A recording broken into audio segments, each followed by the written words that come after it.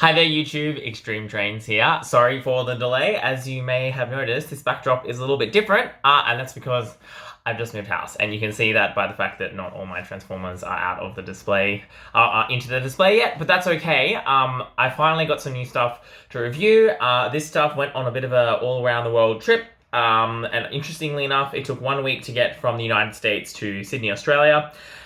And then it took 3 weeks to get out of the airport or wherever it was lost. And then it got delivered on the wrong day. And then one of my neighbors, because it got delivered to my old house, picked it up. Anyway, long story short, we finally got some brand new Thomas items to look at. And as you will have guessed from the thumbnail and my post on the community tab, it is this, the first wave of the Thomas new all engines go reboot, push along metal engines, Trackmaster 2, whatever you want to call them.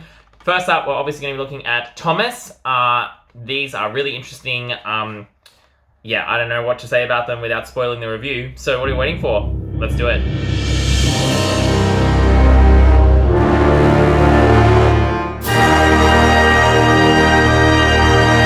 Okay, the first thing I want to talk about in this video is that I actually bought this whole wave. As you can see here, I've got a whole case of them. So it came in a little box like this. And this is obviously the box that gets sent to retailers. And as you can see, it contains 6 pieces. So in this box, I didn't realize I was buying a whole box. I just thought I was buying one each of them. You get 3 Thomases, and then you get 1 each of all the other characters. So interesting if you've ever been watching, for example, Leokin videos, old stock videos, which are excellent. I would recommend you go and check them out if you want to learn a bit more about Thomas and Friends stock. And then you can see that this is kind of a bit of an insight into how these toys actually get delivered. So if you always wonder, when you see engines like, Nia and Percy peg warming, that's actually quite interesting because at least in this assortment, you've actually got 3 Thomases for every one of the other characters. So that's going to make it much harder to find those other engines. I think it makes sense that Thomas would be the one you'd have the most of. Maybe, again, it's a random packs. But it does seem like they would at least make sure you got one of each character in each box. So not sure if that is interesting to anyone, but I found it a little bit interesting. So the first thing we're going to look at then is the packaging of these new engines. And you can see here that this is what we are dealing with. It's very, very similar to the packaging that we used to get on these. Obviously, we've got a slightly different background here. We've got the new all engines go Thomas picture here, metal engine, turn him around, Thomas. All this stuff is very boring. That's all the same. But yeah, you can see here you do get a nice view of the engine. Yeah, that's all we've got to talk about for the packaging. Let's crack him open and take a look. Okay, here is all engines go push along metal Thomas out of the packaging. Look, he's so cute. Look at that face. I really wanted to not like these, and I saw them and I was like, I need them in my life. They're so adorable. And confirmed, I think the Trackmaster motorized engines look a bit weird, but these ones I think really look, I don't want to say perfect, but they are very, very good. I think they do an excellent job of capturing the silliness of the show in that, the proportions on this are just so weird. Like he's got a huge cab, huge side tank, squashed up little, boiler and that kind of thing. And then the really big face at the front. I think they've captured that detail very, very well. I think the silly proportions work very well. In terms of interesting things, other people have already pointed this out, but it's actually got a couple of separate pieces on it. So you've got this one big piece of blue plastic here, which is, blue metal here, which is where the printing on the sides is. Then we've got this plastic piece that's somehow stuck on the top, which has the coal and the roof and the inside of here. And it's actually also another separate piece, I think they're probably joined underneath the body, that has the 2 whistles. So you actually do get they've gone quite a lot of effort to manufacture this. Compare that to the basic, not a very good example of a basic Thomas. Compare this to basic Thomas. This was all one metal piece here with just the plastic smoke box. This one, you've got the metal and 2 extra plastic pieces that they're manufacturing. So that is interesting to see. In terms of detail, it captures all the Thomas detail. Again, if you want to think about a comparison, this is obviously not a great comparison because it's a painted one.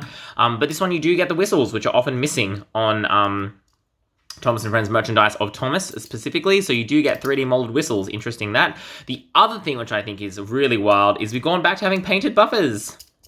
Did not have that in these, in the CGI era of push along toys. And now we've got painted buffers again. So that's really wild, if you ask me. The face. Let's talk about the face. I think it's really cute. It's obviously done in a way where they're very easy to make other facial expressions. So I'm hoping they're going to make a lot of these Thomases with lots of different facial expressions rather than just always having this goofy smile. Interestingly, we can do a comparison. If you have a look at mine, Thomas, his face is a little bit crooked. It's like tilted to the side. This eye is a little bit further down than that eye. If you have a look at this one, which is still in the packaging, you can see that's what it's supposed to look like. So that's got the face that's level versus the face that is not level. It's a bit hard to get them to both. Come on, focus at the same time. There we go. You can probably see that there. It's a little bit crooked. It's not a lot, but once you see it, you can't unsee it. So don't know if I'm going to have to open another one of these Thomases. But yeah, I think the face is very cute. It is a little bit weird from the side because of how just like there's no facial features. But I think from this kind of angle, it's fine. And then you've also got the wheels here. So the wheels are a new piece for this range, and they've got that printing on them, which makes it kind of look like they're turning. Really weird. Again, you know, there was never any printing on these wheels, and they've actually increased the effort they've gone to for these reboot merchandise pieces. So that is really quite interesting. As far as I can tell, the chassis is pretty much the same, or at least it's very similar. You can see when we do a side-by-side comparison, there's a little bit of difference in the design here. I assume that's where the plastic bits come together, and you can see now we've actually got normal screws, which is a bit of an interesting change. I don't know how that passes safety requirements, because normally they have to have these things so the kids can't open them. So they're not even those like triangle screws, they're just normal screws. So that's interesting. I have to do a video where we try and take them apart. And you can see here we've got, you know, Thomas, blah, blah, blah. We do have the name Thomas written on the bottom again, same as the later waves of... My camera is really not focusing very well today. Of these ones, I don't know what those codes mean, but that is what it is. So yes, that is what Thomas looks like. If we do a bit of a size comparison to the... Oh, camera doesn't want to stay still.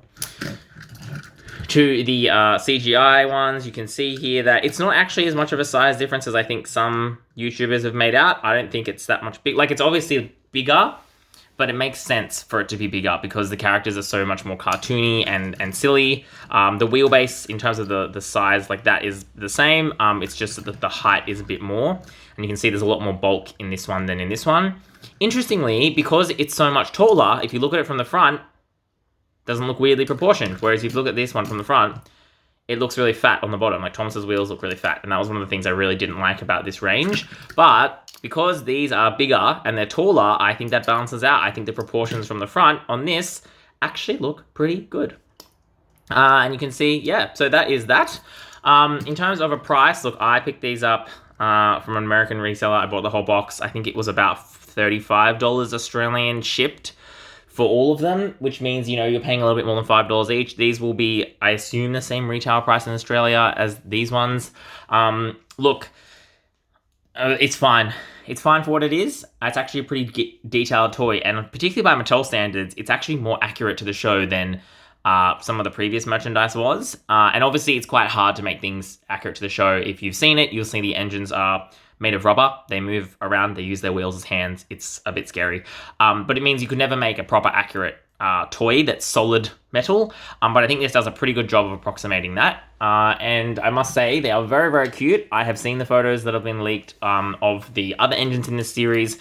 And I'm really, really afraid that I'm going to start collecting these because they do look so adorable. Even though I don't really love the show, I really do like some of this merchandise. So yes, this one actually comes recommended from me. If you're a Thomas collector, I think this is a pretty fun one to have. I think the detailing is pretty good.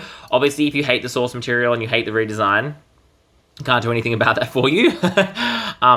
But in terms of is this a good toy for representing the show? I think yes, and I think it's actually a better representation of Thomas than potentially some of the ones we've gotten in the past. So that's my review of the All Engines Go Thomas. I would love to know what you think. Have you seen these in your area?